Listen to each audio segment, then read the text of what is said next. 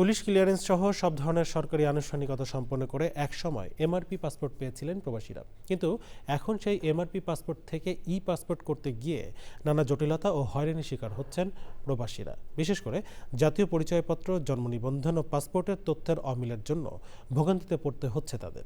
Bahrain থেকে নাজির আহমেদের পাঠানো তথ্য ভিডিওতে মীর আমিরুল আলমের রিপোর্ট।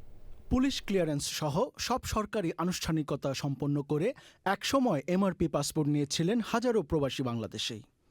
নিয়ম মেনে দূতাবাসের মাধ্যমে সেই পাসপোর্ট নবায়নও করেছেন, কিন্তু এমআরপির পরিবর্তে ই পাসপোর্ট চালুর পর দেখা দিয়েছে নতুন জটিলতা। জাতীয় পরিচয়পত্র, জন্ম নিবন্ধন ও পুরনো পাসপোর্টের তথ্যের মধ্যে অমিলের কারণে অনেকের আবেদন আটকে যাচ্ছে।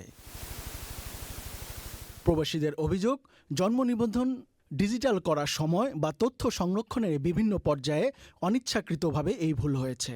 এখন সেই তথ্য সংশোধন করতে গিয়ে বিদেশে থাকায় নানা সমস্যায় পড়তে হচ্ছে তাদের। আসলে আমার গত 1 বছরে আমার দাদা, দাদি এবং কি আমার ছেলে 3 জন মানুষই দুনিয়া থেকে চলে গেছে। আমি দেশে যেতে পারি না এই পাসপোর্টের সমস্যার কারণে। এনআইডি কার্ড হাতে না পাওয়ার কারণে আমি পাসপোর্ট করতে পারতেছি না এবং কি দেশও যেতে পারতেছি না, এখানে ভিসা রিনিউ করতে পারতেছি না। প্রবাসীদের পক্ষ থেকে মাননীয় প্রধানমন্ত্রীর কাছে এই আবেদন থাকবে, যেভাবে সহজ হয় এমআরপি থেকে এই পাসপোর্টটা দ্রুত প্রবাসীদেরকে যাতে দেওয়া হয়।